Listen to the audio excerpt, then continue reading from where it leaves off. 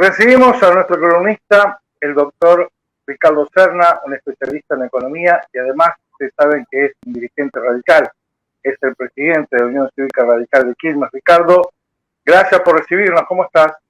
¿Qué tal? ¿Cómo le va? Muy bien, muy bien.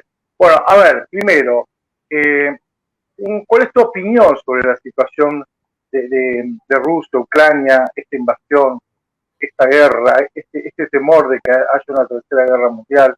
¿Cuál es el análisis que haces vos? Y el análisis es algo lamentable. Es decir, acá existe un conflicto que no nació ahora, que viene arrastrándose como conflicto del año 2014, pero es algo que viene incubándose desde la caída de la Unión Soviética. ¿Por qué digo esto? Porque Rusia no empezó ni con el comunismo, ni con Putin, ni con Yeltsin. Sí, Rusia es algo que viene desde hace más de 1000 años. Y precisamente la historia de Rusia nace en la ciudad de Kiev, nace en Ucrania. Eh, Toda la región que hoy se conoce como Rusia nació con lo que se llamaba la Rus, que eran vikingos que desde Suecia se llamaban los varegos, los rutenos, que habían emigrado hacia las estepas rusas y las conquistaron.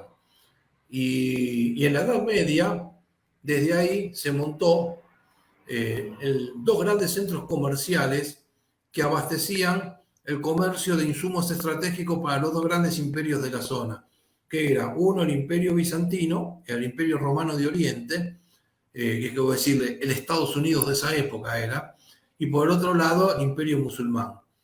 ¿Y qué le vendían los vikingos que estaban en la Rus? Le vendían esclavos, que era mano de obra, le vendían madera, que era equivalente a venderle petróleo en la actualidad, porque era un insumo, que servía para hacer armas, para hacer construcciones y servía para hacer combustible. Por eso digo el equivalente al petróleo.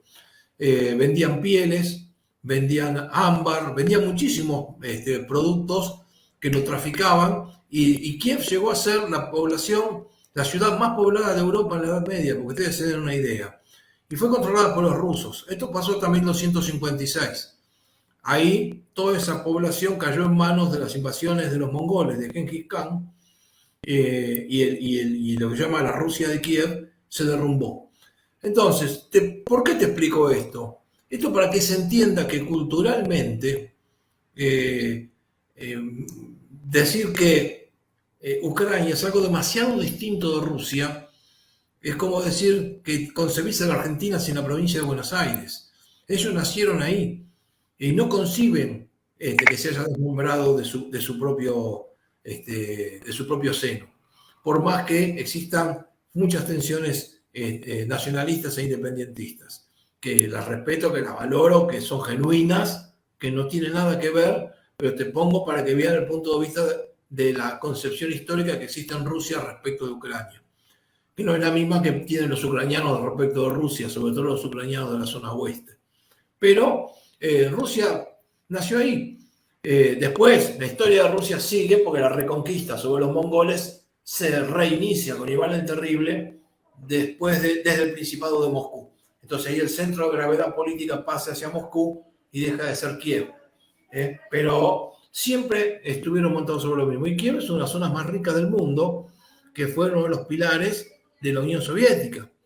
Y la verdad es que cuando se derrumbó la Unión Soviética, lo primero que se hizo como política, que fue precisamente el Partido Demócrata, la gestión de Clinton, es tratar de balcanizar la región para que Rusia quede rodeada de un caos geopolítico alrededor, controlado por Estados Unidos. Ahora, a ver, Rusia llega, o Putin llega a esta situación considerando que Ucrania por lo menos tiene que ser independiente, que no tiene que estar con Occidente, que no tiene que estar con la Unión Europea, y él ve, creo yo, ¿no? Y te pregunto, Putin ve que hay un avance de Ucrania hacia Occidente, ¿no? Que esto es lo que teme o lo que no quiere. Yo creo que, y yo digo creo porque la verdad es que no es mi especialidad como profesional, pero como me dedico a la economía internacional, estoy obligado a estudiar todos estos casos. Entonces, ¿qué es lo que te digo? Yo no creo que Putin pretenda que Ucrania no se relacione con Europa. Sería imposible hacer eso.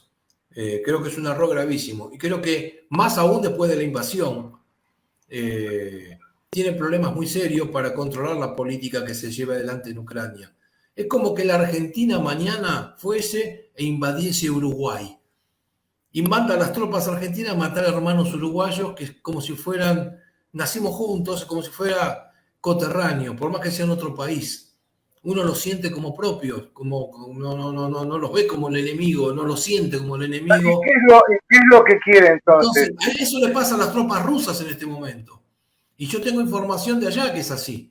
Entonces tiene una crisis moral las tropas rusas para seguir invadiendo Ucrania. Por eso le cuesta mucho movilizar el ejército dentro de Ucrania. Le va a costar mucho políticamente hacer una ocupación efectiva del territorio y después que gane militarmente.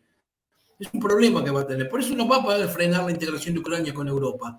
Por eso que yo te pongo el acento en la política que fue empujando Estados Unidos desde el punto de vista militar, porque Estados Unidos cuando balcaniza la región, en Estonia, Lituania, en Letonia, cuando quiere incorporar a Suecia y a Finlandia a la OTAN, cuando quiere incorporar a Ucrania a la OTAN y empieza a presionar para meter misiles y tropas americanas alrededor de Rusia, es ahí justamente cuando Rusia reacciona.